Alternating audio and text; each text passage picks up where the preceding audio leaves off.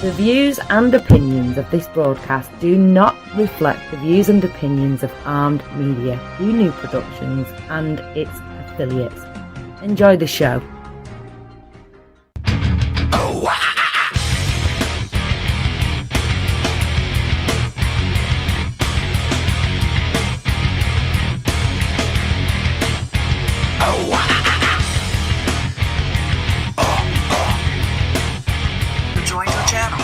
Well, good evening, ladies and gentlemen. Welcome to Sports Insider. I am your host, the man, Glenn Spillman, coming to you live from Northern California. Last week we were in Pismo Beach. This week we are in the foothills, close to Donner Lake, actually. Was up there earlier today, checking out. It's still snowing up there, Donner Lake. For those of you who don't know about Donner Lake, that's where all the people got stuck and ate each other. And I don't mean in a sexual way either, but they ate each other, and Donner Lake was pretty fun. Came back down about 45 minutes ago, sitting here with my coffee, and I was listening to the show prior to mine, Pot Talk with Jim and Paul. You guys, you gotta listen to this show, man. Download the app, download the TuneIn app, type in Armed Radio. It's a little yellow logo with headphones, and listen to this show. It's 8 o'clock Eastern time, and these guys, man, like I said last week, they make me laugh every freaking week. And you can go, if you missed the show, go to Spreaker.com, type in Pot Talk with Jim and Paul, and listen to tonight's show. They've got a few things in there that's just hilarious. They got some interesting. They always have interesting stuff to say, but some of the things towards the end of the show, I'm not going to say anything about it, but it was funny. It made me laugh, kind of like a Motley Crue moment. Speaking of Motley Crue, there is a movie out on Netflix called The Dirt. It's about the life and times of Motley Crue and their little escapades. I would highly recommend that. And I'd recommend other shows that come on Armed Radio throughout the week. You've got Thursday nights, you got Night Talk with Joe Rocks. Tuesday nights, you got Rock Talk with Amy Chafalo. You also have What's the Story with Maria. You got All You Could Eat with Rob Rosenthal on there, and a plethora of other shows throughout the week. And if you want to see the lineup, just go to armedradioglobal.com. You can either go on the top bar, go to shows, or go to artists. Click on one of those, and you can see all the shows that they have on there. And the one after mine, Betrayal, check that out. That comes on at 10 p.m. Eastern Time. And if you want to follow us on Facebook, go to Armed Radio Group News.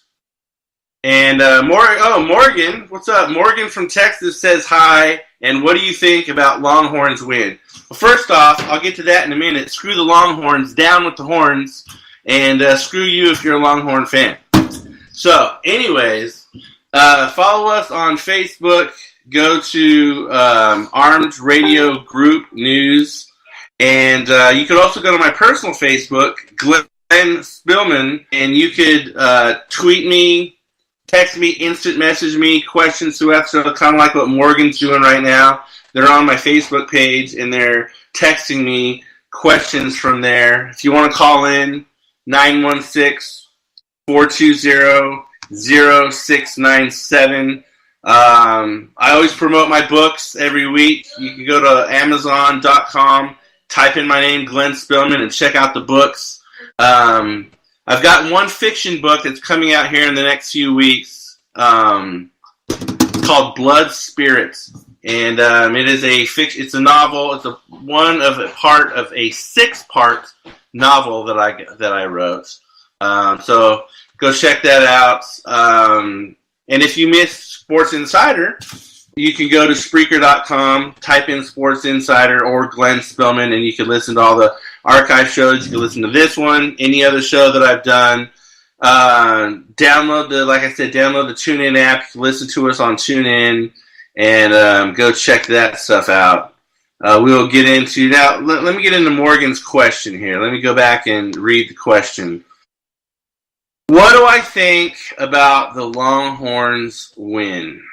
Well, I am not a Longhorns fan. For those of you who know me, I am a OU fan because I went to the University of Oklahoma. But I'll tell you what. Well, you know what? 2 nights ago, I met some really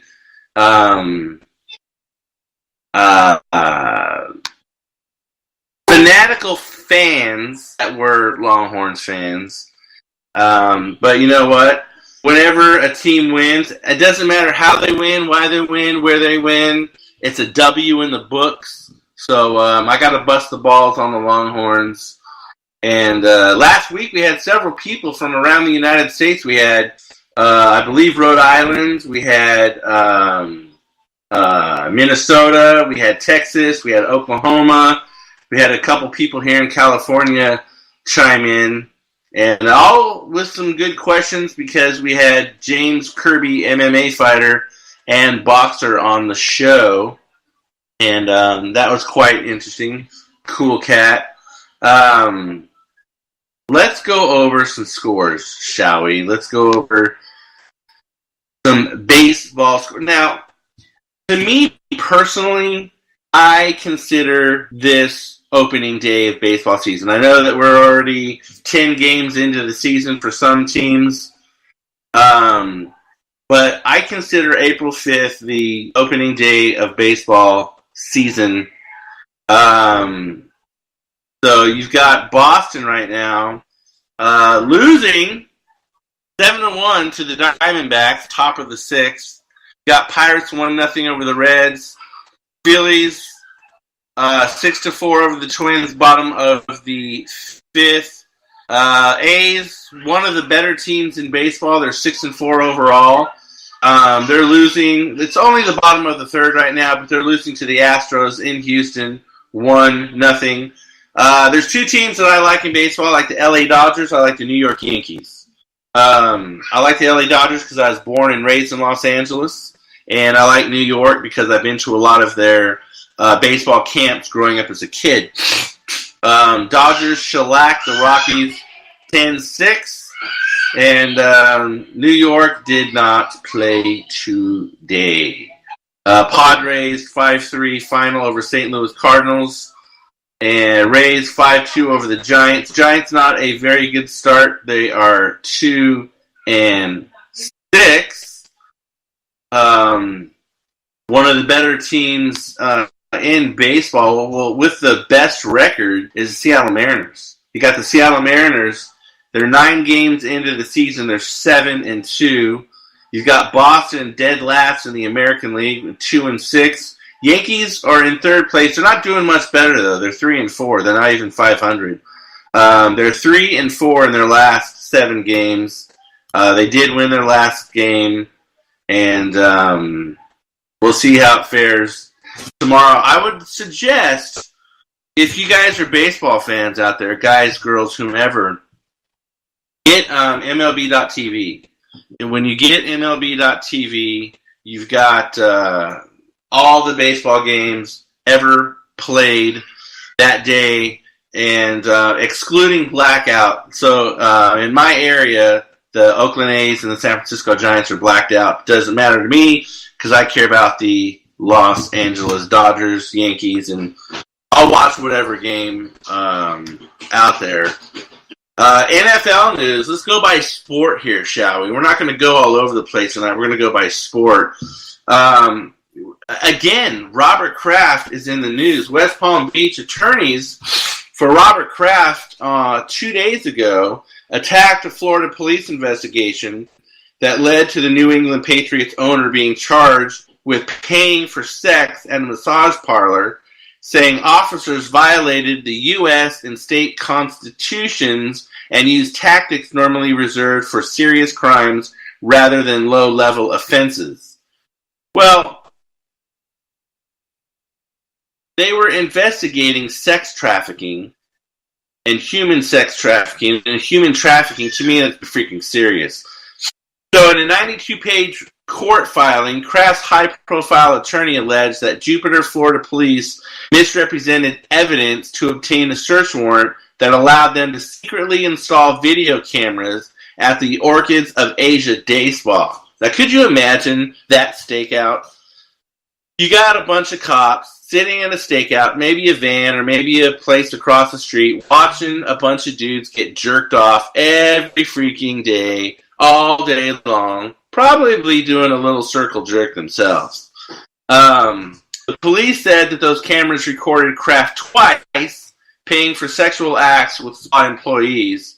Kraft's attorneys argued that using the cameras to prosecute misdemeanor crimes violated constitutional privacy protections and prohibitions against unreasonable searches.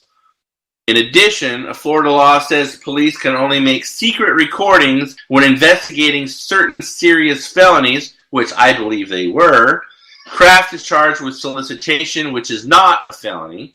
So how do they know that he paid for sex? Usually when you go to a massage parlor, you go up front, you tell them if you want 30 minutes or an hour, pay the $40 for 30 minutes, or better deal, $50 for an hour. And usually when you go and into the room and whatever happens, you give them your card back, then they go and run. How do they know when it was ran? That's my question. Well, the reason why, I know quite a bit about massage parlors, but anyways,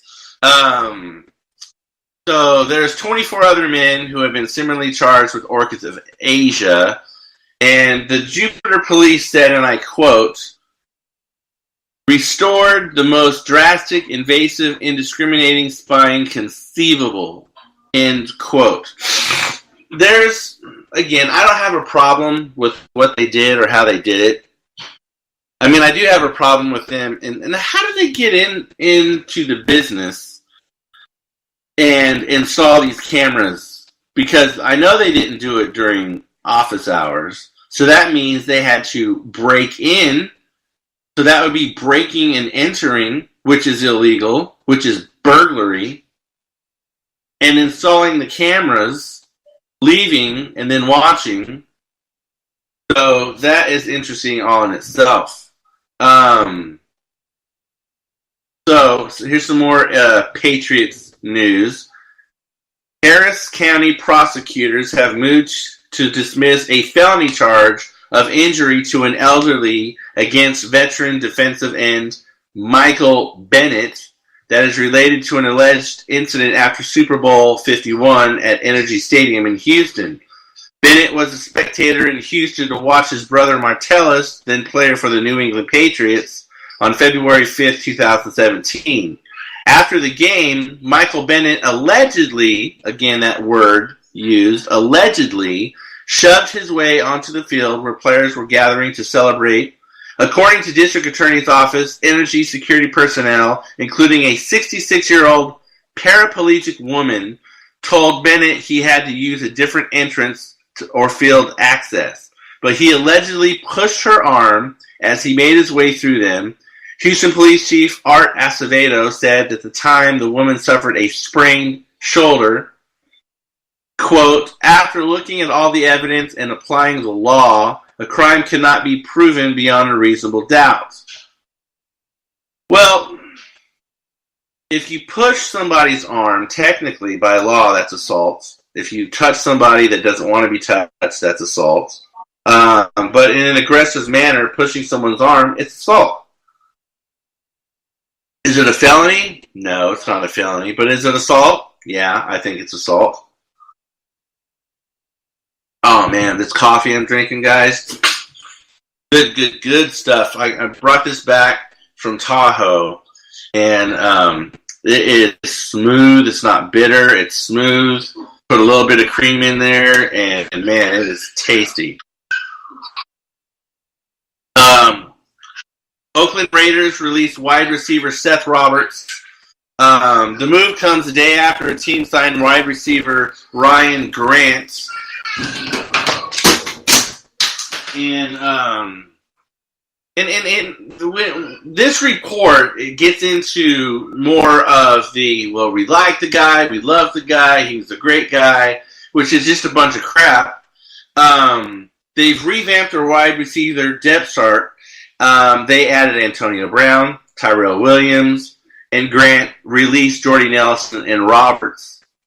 Nelson, though, retired from the NFL last week. Roberts, 28 years old, still young, was scheduled to be paid a base salary of $4.5 million. See, this is where it revolves around money. $4.5 million in 2019. So the Raiders, by letting him go, saved that $4.65 million on their salary cap. Last year, he had 45 receptions, 494 yards, 2 touchdowns, and his fifth with the Raiders. Had 158 receptions for 1,826 yards and 13 touchdowns in 62 games, including 25 starts. So he had a subpar year. They didn't want to pay him the $4.65 million, so they got rid of him. Well, oh well, too bad, so sad, brother. Speaking of getting rid of, well, Mike McCarthy is back in the news. He's a former Green Bay Packers coach. He went into the 2018 season with the understanding that a second straight year without a playoff berth might impact his future. You think? He never thought it would end before he got the chance to see it through. He didn't see the season all the way through. In his first interview since he was fired with 4 games left in the 13th season as Packers head coach, I guess the Super Bowl doesn't really do you much good. There's no loyalty there. Ron Domofsky, that he said, did not see it coming when the team president, Mark Murphy, called him into his office after the December 2nd loss to the Arizona Cardinals. And he says, and I quote, "Frankly, no, I did not," McCarthy said. "As head coach, I've always tried to stay immune to and stand in front of all those outside noise. That was always my focus with my players. It was always to protect them as much as possible from the drama. I think that's important, and I stayed true to that to the last day. If we miss the playoff, I expected change might happen. But the timing surprised me. Actually, it stunned me. But time provides the opportunity for reflection and clarity. That's where I am now. And it's clear to me that both sides need a change." End quote. Long freaking quote. Well, I think, kind of got the raw end of the deal. He could have, they could have left him and finish out the season, but they decided not to. That always disrupts, in my experience as a player in a different sport, when you do stuff like that, it disrupts the locker room. It disrupts the chemistry amongst the players, coaching staff, ownership, front office, and it just disrupts everything, which then disrupts your play, which then disrupts your win-loss, which then disrupts your season. When you disrupt your season, then everything else is off kilter. And I'm the proponent of the coach is not out there playing. Yes, he's making calls. Yes, he's doing things on offense, defense, and he's making decisions. But he's not out there executing them. So it's not his fault if someone throws an interception. It's not his fault if someone gets sacked. So to put the blame on the coach, I never have understood that throughout my sports career, unless you just had a lousy coach. I never understood that. But it's a business. It is what it is. And he's gone. Speaking of gone, is the New York Jets' old uniforms. Not only do they have a new coach and new big-name players, they have a new uniform, which was unveiled yesterday night at a Manhattan launch party that drew former current players, celebrities, and an estimated crowd of 500 people. The Jets, who last changed uniforms in 1998, will have a new all-green helmet. Their home and away and alternate uniforms designed by Nike will include a shade of green that was developed exclusively for the Jets called Gotham Green. The other colors are Spotlight White and Stealth Black. Here's a quote. "It's just a different swagger," said star safety Jamal Adams, one of 7 players who modeled the new uniforms on stage before a roaring crowd. "It's something this team needed. Obviously, the past years haven't been going well. To have something new, a fresh start, I think just what we needed." End quote. Well, no, what you need is to play well. What you need is to win. And what you need is to have a better season. Now, I'm not opposed to new uniforms, new helmets, new colors, but to say that, wow, we got new uniforms, so now we're a better team, we're going to start winning now, I think it's a bunch of crap. I think you as a good player and have a good coaching staff, that's going to help you win. Oh, man, that coffee is good. And again, if you guys want to follow me on Facebook, Glenn Spillman, or follow us on Facebook, Armed Radio Group News, you can direct message me your questions throughout the show. And if you want to email me, or heck, if you have another show idea or something that you want me to do next week, or someone that you want me to interview in the future, just go ahead and let me know, and I will see what I could do to make that happen. Let's switch gears to MLB. Arizona Diamondbacks outfielder Adam Jones, after having a San Diego Padres fan ejected for using profanity Wednesday night, urged spectators to, quote, "keep it light," end quote. Instead of crossing the line with foul language, Jones had ballpark security remove the fan at Petco Park during Arizona's 4-1 loss to the Padres. He said the fan was cussing me out while he was tracking down a fly ball in right field during the 5th inning. Here's a quote. "These fans in sports, man, they're starting to get a little more brazen," end quote.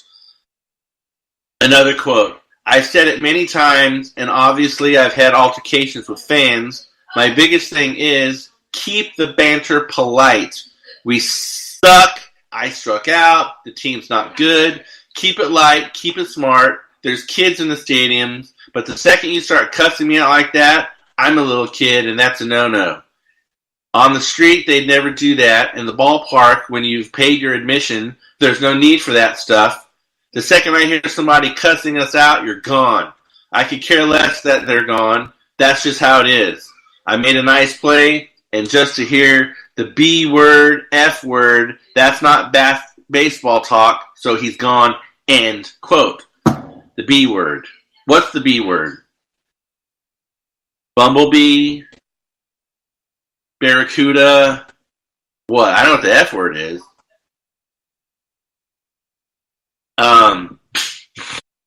Well, so the fan got ejected for, using foul language. I mean, these people are getting so dadgum sensitive now. I think we need to give them maxi pads and little packages of tampons, and, because they're getting so damn sensitive in sports. We got Martin from Denver says, "Hi." Well, hello, Martin. Thanks for tuning in. If you got a question, go ahead and ask it. Los Angeles Dodgers will make their first trip to Denver over the weekend. This time, Jansen will be there with them, returning to the high-altitude city that prompted another irregular heartbeat and another surgery. He says, "I'm excited," end quote. Also, it's a little nerve-wracking.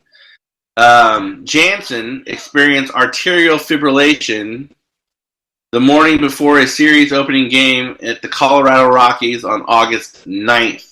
Prompting the ambulance ride to the hospital and an 11-day absence from the team. 31-year-old right-hander was then held out for a return trip to Colorado in early September after a cardiologist informed him that he would be at high risk of another episode. Less than 3 months later, Jansen underwent ablation surgery, whatever that is, but I will tell you what it is. It's a procedure that destroys tissue in the heart that generate incorrect electrical signals and cause abnormal heart rhythm for the second time in 6 years.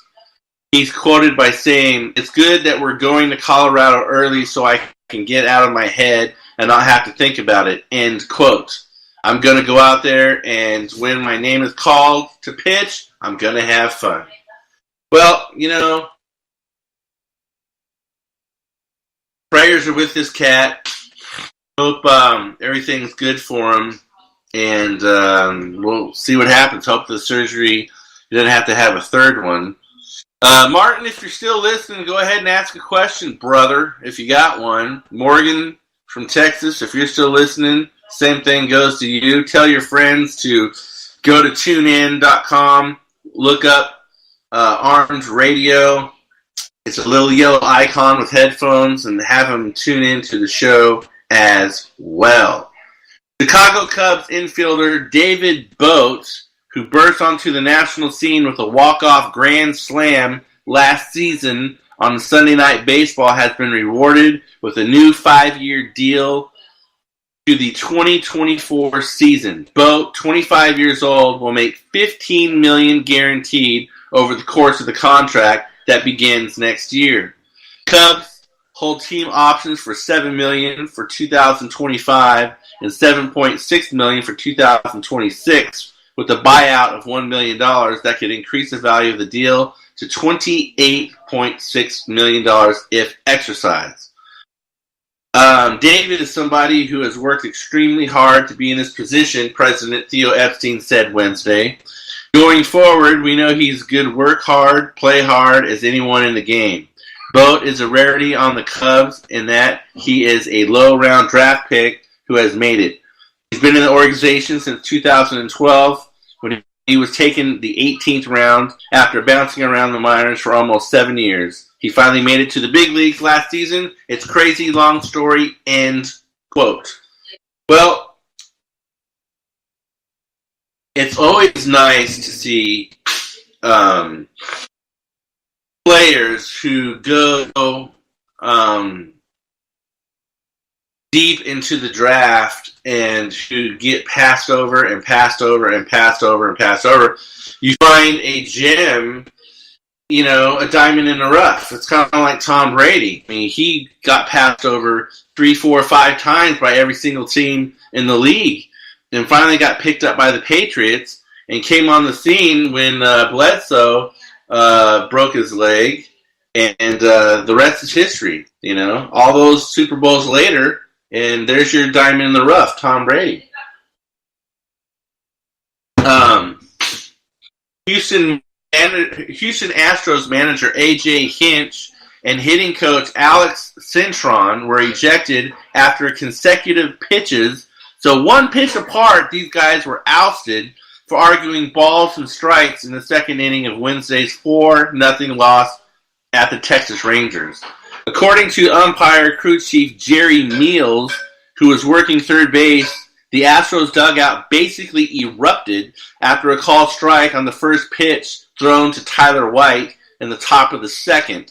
Pitch then came out after plate umpire Ron Kupla stared toward the dugout. Nobody was initially ejected, but soon after the manager returned to the dugout, and before the next pitch, Cintron was still chirping and subsequently got tossed.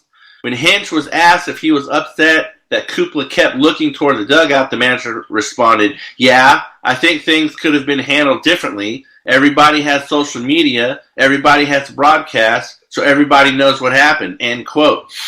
1 pitch later, after another called strike, Hinch was ejected, then came out of the dugout for a heated argument with Kupla. Hinch was pulled away by Houston bench coach Joe Espada, who was overacting the manager. Quote, "So we know you argue balls and strikes is one thing. When you get ejected more aggressively, it's disappointing," end quote. On a replay, Kupla appeared to be saying, "I can do whatever I want," while addressing Hinch. That's what he said, and that's apparently what he meant, Hinch said. He is in charge, and obviously you make a scene, I guess, so everybody has to pay attention. But we'll let the league sort it out. If it's known. It's a known fact. If you come out and you argue balls and strikes, you're going to be ejected. Period. End of story. Do not pass go. Do not collect is it $200? Or is it $100? I think it's $200. Paris. I think it's $200. I gotta know now.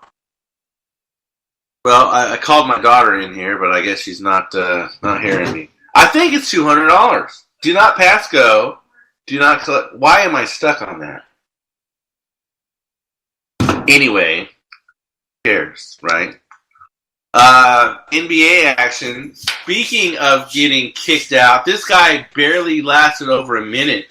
Greg Popovich lasted 1 minute, 3 seconds. The Spurs coach was ejected from San Antonio's game in Denver just over a minute into the first quarter, apparently upset over a non-call on the Nuggets' Paul Millsap. Millsap was defending LaMarcus Aldridge in the post. Aldridge turned around for a short jumper with Millsap in his face and missed the attempt. Popovich shot out of his chair off of the bench, complaining that he called a timeout, continuing to protest the non-call to official Mark Ayotte. Popovich was hit with 2 technical fouls and shown the door for the fastest ejection this season. Well, again, with coaches and arguing balls and strikes, and coaches arguing fouls and non-fouls, and especially when you get in someone's face, you're going to get ejected. Plain and simple. Phoenix Suns star Devin Booker will be shut down for the final 3 games of the regular season. Doesn't really matter because the Suns suck. They're in dead last. He suffered a sprained left ankle in Wednesday's 118-97 loss to the Utah Jazz. Booker was injured when he landed awkwardly as a pass came his way with 4:28 left in the first quarter. He was attended by training staff, and the entire Suns bench came from one end of the court to the other to be by his side. Oh, isn't that so sweet? Again, the Suns suck, so it doesn't really matter if he freaking plays or not. They suck. I mean, they are in dead. They're 18 wins, 61 losses. 18 wins, 61 losses. They're 2-8 in their last 10. They are eliminated from the playoffs, so who cares if he plays the rest of the season or not? I mean, to put it in perspective, the Milwaukee Bucks, with the best record in the league, are 59-20. It's not only have they clinched the division, they clinched the conference. And, I mean, they're just a badass team. I mean, I couldn't tell you, and I dare say most people couldn't tell you 3 players on their roster, but these guys are taking out freaking mammoth teams. A story that I really don't care about, but it's prevalent because the guy's just a freaking moron. Los Angeles Lakers' Lonzo Ball and his agent Harrison Gaines have mutually agreed to part ways. Ball said Harrison Gaines has been a trusted advisor and close friend for many years. He guided my NBA career with integrity and always had my best interests at heart. End quote. This is 2 weeks after Ball severed ties with and sued former Big Baller brand co-founder Alan Foster for damages of at least $2 million. Well, I guess that's how Ball's going to get paid because he sucks as a freaking basketball player, so he's got to go around suing people to try and get some money. Ball insisted Game supported him through the situation and that this decision was unrelated. Bullcrap. Here's a quote. Harrison has always had my back, and although we will no longer be working together after mutually deciding to part ways, our relationship will always be bigger than basketball. I guarantee you that Ball's dad, the freaking big mouth that he is, was chirping in his ear and influencing his son, because he's a daddy's boy, and, that's what happened. I hope the Lakers trade him. I wish they never would have drafted him. The guy freaking sucks. I'm sorry, but he's not a good player. I mean, he's not a good player at all. And if you go look at his stats, he's just, I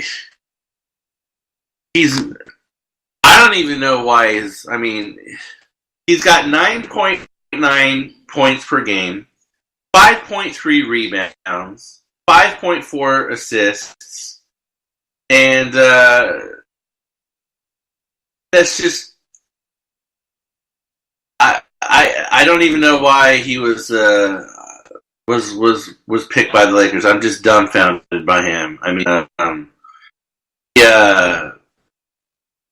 played 47 games, 30 minutes, 30.3 minutes per game, 3-point percentage, 32.9, free throw percentage, where you stand on the free throw line, and you got a free throw to the baskets. He's one of the worst in the league, probably the worst on the team at 41.7%. I promise you that I can get out there right now and shoot better than 41%. That is basically 4 out of 10 shots that he makes. I could do better than that. So, again, I hope freaking LA get rid of him and we are done with him. NCAA news, Murray State sophomore guard Ja Morant announced Wednesday that he has made himself eligible for the 2019 NBA draft following a record-setting season for the Racers. Morant, whose electric performance powered the Racers' first-round win over Marquette in the NCAA tournament, became the first Murray State player to be named first-team Associated Press All-American. Well, at least he's not a one-and-done. It was his second year. And hey, man, if you're going to go into the put yourself in the draft, go make that money, son. You can't fault somebody who wants to go and make a living for themselves. Now, whether it's going to translate into being a good NBA player, that is a story of its own. And you can be the best. You could be, Zion Williamson and a freaking phenom. But they didn't show that much in the, he wasn't the star player that he could have been in the NBA. Not NBA. In March Madness. When they played Michigan State. So speaking of March Madness, you've got the Final Four tomorrow, 3:09 p.m. Pacific time. You've got Auburn taking on number 1 Virginia. Virginia's favored by 6 points, but I'm going with Bruce Pearl and Auburn. I'm not an Auburn fan, but I don't like Virginia, period. I don't like anything about Virginia. Now, as far as the Michigan State Texas Tech goes, I hope Michigan State just destroys them, and I would like to see Michigan State and Auburn in the finals. And to be honest with you, I would be happy with any team, either one of those teams winning the NCAA championship. I would like to see Michigan State because that is Magic Johnson's alma mater, and I like Magic Johnson. But both of those games are going to be on CBS. The Michigan State Texas Tech is going to be at 5:49 p.m. Both are going to be played in Minneapolis, Minnesota, and tickets are they're low, but they're high at the same time. The lowest ticket for each game is $276. Michigan State is favored by 2.5 points. And again, I hope they go in there and rout the Texas Tech Red Raiders. NCAA President Mark Emmert says a judge's recent ruling in a federal antitrust lawsuit forced that college athletes should be treated as students, not employees. Emmert spoke to the Associated Press on Wednesday at U.S. Bank Stadium, the site of men's basketball Final Four, and made his first public comment since last month's decision in the so-called Alston case. Judge Claudia Wilkin ruled that the NCAA did violate antitrust laws and cannot prohibit schools from providing more benefits to athletes as long as they are tethered to education. Quote, there were also components of that ruling that reinforced what a number of judges in administrative court proceedings reinforced, and that is that college sports is about student athletes playing student athletes, not employees playing employees, end quote. This is what Emmert said. In fact, that once again, another federal decision has come down reinforcing the fundamentals of what college sport is all about. We are very pleased with that. And the way that she wrote what could and could not be prohibited by NCAA is not in any way fundamentally consistent with what we have been doing for about a decade. So, in recent years, the NCAA members have passed legislation permitting an increase in the value of an athletic scholarship by as much as several $1,000s to include the federal cost of attendance. Also, schools are now allowed to provide athletes with unlimited meals and guaranteed 4-year scholarships. Well,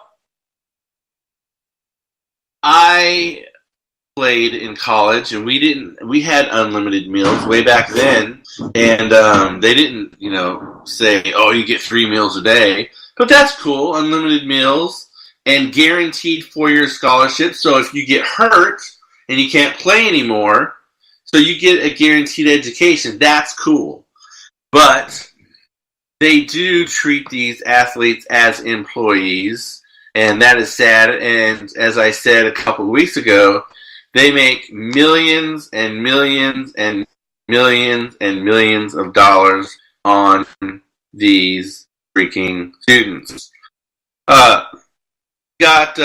In case you're following the NCAA women's bracket, which I doubt any of you are, but in case you are, you've got the final. You've got number 1 Baylor 72 over number 2 Oregon 67, and Notre Dame and UConn are playing right now. UConn's number 2 seed, Notre Dame's number 1. It is 16-8 UConn. Michigan, still in NCAA here, Michigan wide receiver Donovan Peoples-Jones and defensive lineman Michael Dwumfor are more seriously injured than originally thought. This is what Jim Harbaugh said. So Dwumfor, a starting defensive tackle who had 19 tackles and 2 sacks in 10 games, tore his plantar fascia before Michigan's loss to Florida. Quote, by all indication, it looks like they have more serious injuries than we previously thought, Harbaugh said. Both have not participated in any practice or all in the wintertime.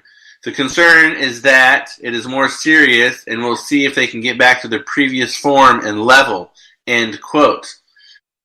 Well, it sucks for these kids, the injuries, but, it is what it is. I mean, they need to think about themselves, think about their future, and, I mean, dude, take a year off, take care of your body, and don't go in there and risk injury, I mean, if it was me, I would take a year off, period, and take care of myself. Quarterback transfer Jack Tuttle will be eligible immediately for Indiana after the NCAA approved his waiver request. Tuttle, who in December transferred to Indiana from Utah, will have 4 years of eligibility with the Hoosiers. Good. I like to see that. I don't like to see them transfer and then sit 1 year out. Texas Christian University, the Horned Frogs, will not have a spring football game this year because of injuries and limited depth. Patterson said that the Horned Frogs are practicing this spring with about half of the 85 scholarship players allowed, according to the Fort Worth Star. The team had hoped to host a spring game, but a rash of injuries limited roster numbers while the team awaits incoming freshmen and transfers who won't arrive until the summer have made it difficult. So, no spring football. Which, you know what, man, give these guys time to freaking rest up anyway, so I'm not sad about that. Georgia football players Brenton Cox and Robert Beal Jr. were arrested Tuesday and charged with marijuana possession. Ooh, wow, marijuana. Something that grows in, I was talking to someone today about marijuana, and they have that scheduled up there with cocaine and freaking heroin, and it grows natural in the ground, and I don't see why something that's natural, that's not chemically made or processed, is illegal. That's just my personal thoughts on the freaking thing. But they had marijuana possession. They've had other off-field issues for the Bulldogs program. The Clark County Jail showed that Beal and Cox were charged with misdemeanor possession, less than 1 ounce of marijuana. Each posted $1,000 bonds. Coach Kirby says, "I'm obviously extremely disappointed. I've obviously done a poor job with this group of connecting and making sure that they listen and understand things." End quote. The arrest came a week after Georgia receiver Tyler Simmons and cornerback Tyreek Stevenson were charged with disorderly conduct after allegedly fighting with bar employees at the Cloud Bar. Also, linebacker Jaden Hunter was arrested March 20th on charges of driving with a suspended or revoked license and stopping, standing, or parking in a prohibited area. And to keep piling it on and piling it on and piling it on, safety Latavius Brini was charged with a misdemeanor simple battery in February. These guys in Georgia have, what is that, like 6 arrests right there? These kids, they need... It seems like they need a freaking babysitter because they're doing stupid stuff to get arrested, which can affect the rest of their lives. They can get kicked off the football team, kicked out of school, and they're just doing stupid stuff. North Carolina Hall of Fame, speaking of stupid, North Carolina Hall of Fame women's basketball coach Sylvia Hatchell is under investigation over allegations that she made racially and offensive remarks, including telling her players, and I quote, they would get hanged from trees with nooses if they didn't improve, and tried to force players to compete through serious injuries. The report cites interviews with the 7 people with knowledge of the investigation, including 6 parents of current players. North Carolina has placed Hatchell and her 3 assistants on paid administrative leave. Wow, what a punishment. Paid administrative leave. That's like a vacation. Due to issues raised by student athletes and others, in a phone interview with the Post on Thursday, Hatchell's attorney, Wade Smith, said the racially offensive remarks attributed to Hatchell by parents are incorrect, misconstrued. She said, and I quote, "They're going to take a rope and string us up and hang us out to dry," Smith said. That doesn't sound any better. Another quote, "There is not a racist bone in her body. A very high percentage of the people who have played for her and who love her are African American women." Yeah, play the black card there. "She is a terrific coach and can truly working class human being." What a bunch of freaking shite. I mean, when you say stuff like, "We're going to take a rope and string us up," I mean, say that to a black person, that doesn't bode too well. Every freaking that's just racist.